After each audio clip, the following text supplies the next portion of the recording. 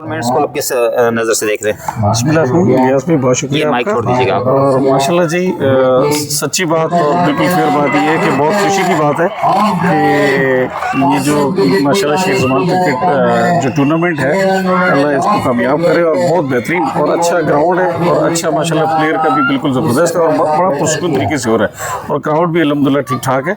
तो ये खुशी की बात है, चाहे नीलम सुपर लीग हो या इस तरह की टूर्नामेंट हो, तो ये मैं समझता हूँ कश्मीर की कामयाबी की बात है। अच्छा, आप देखते हैं कि यहाँ पर भी आपने खिलाड़ियों को खेलते हुए देखा है और नीलम सुपर लीग के अंदर भी खिलाड़ियों को खेलते हुए देख रहे हैं और यहाँ के क्राउड को भी देख रहे हैं। इस मरतबा हमने देखा कि नीलम सुपर लीग के अंदर का जो क्राउड था बड़ा चार्ज क्राउड था और बड़ी तादाद के अंदर इस मरतबा, यानी कि पिछले एडिशंस को अगर हम देखें उसके मुकाबले में एडिशन 11 के अंदर बड़ी तादाद के अंदर क्राउड वहाँ पर आया और ख़ासकर मैंने देखा कि डॉक्टर्स की एक बड़ी तादाद जो थी वहाँ पर मौजूद थी। आपको क्या लगता है कि इस तरह की इवेंट जो हैं, एक तो लोगों के लिए मिल बैठने का मौका देते हैं और दूसरा इस तरह के जो इवेंट होने चाहिए इसके अलावा भी होने चाहिए ताकि कश्मीर कम्युनिटी को खासकर जो है एक तो टैलेंट दिखाने का भी मौका मिले और दूसरा मिल बैठने का मौका मिले? सर देखें, कराची बहुत बिजी शहर है और इस बिजी शहर में अगर इस तरह के इवेंट्स होते हैं, जैसे मैं ये समझता हूँ कि जैसे नीलम सुपर लीग हो गया या शेख ज़मान क्रिकेट टूर्नामेंट हो गया, ये माशाल्लाह बहुत बड़े कामयाब तरीन टूर्नामेंट हो गए। तो इस तरह की एक्टिविटी में मैं समझता हूँ अगर हम एजुकेशन वाले मामले पे भी जाएँ तो इसी तरह के इवेंट्स ऐसे ही किसी बड़े ग्राउंड में किया जा सकता है, तो वो भी बड़ी कामयाबी होगी।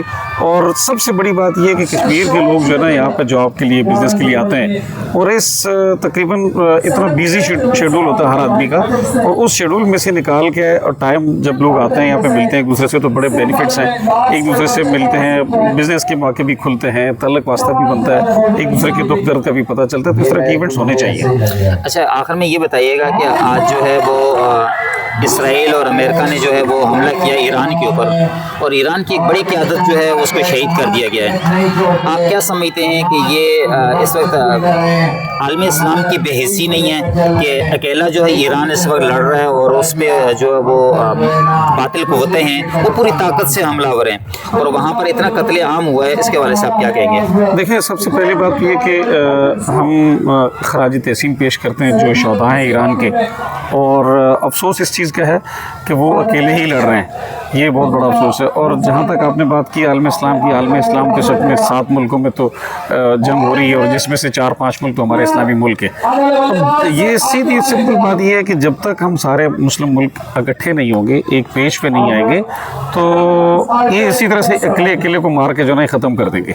तो इसके लिए इकट्ठा होना बहुत ज़रूरी है। एक दूसरे के साथ जितने भी किसी किस्म की गलत फहमियाँ हैं, चाहे अफ़गानिस्तान और पाकिस्तान की हो या अरब ममालिक की आपस में हो, तो ये सब चीज़ों को ख़त्म करना होगा, समझना होगा। और आज का ये जो पिछले 3 दिन की जंग है, इसने तो मैं समझता हूँ पूरी उम्मत मुसलमान को सिखा दिया है और मेरे ख्याल से डरना भी चाहिए, सीखना भी चाहिए और समझना भी चाहिए।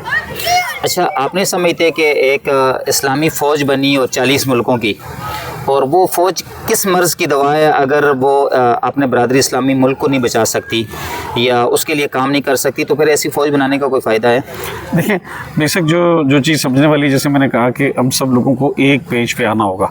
अब एक पेज पे अगर इस्लामी फ़ौज बन गई है और वो एक पेज पर रह ही नहीं है, वो डिवाइड हो गई है, वो अरब के मामला अलग हो गए और उसके बाद ज़ाहिर है यहूदियों का तो काम ही यही है, उन्होंने डिवाइड एंड रूल वाली बात है। तो जब तक ये वापस आज के इससे सबक लेना चाहिए कि अब लोगों को एक साथ मिल बैठ के, चाहे इस्लामी सरबराही कॉन्फ्रेंस हो या और जितने भी जिस तरह के, और पाकिस्तान मेरे ख्याल से मैं समझता हूँ पाकिस्तान को इस वक्त में लीड करना चाहिए और अल्लाह ने हमें एक एटमी ताकत दी भी है, तो पाकिस्तान का रोल इस वक्त में बहुत इंपॉर्टेंट है और हमें आगे बढ़ के सारे मुस्लिम ममालिक को इकट्ठा करना चाहिए और उनको एक पेज पर लाना चाहिए। अगर आप किसी को मार नहीं सकते, लेकिन आप मरने से तो बचें, अपनी हिफाजत करनी।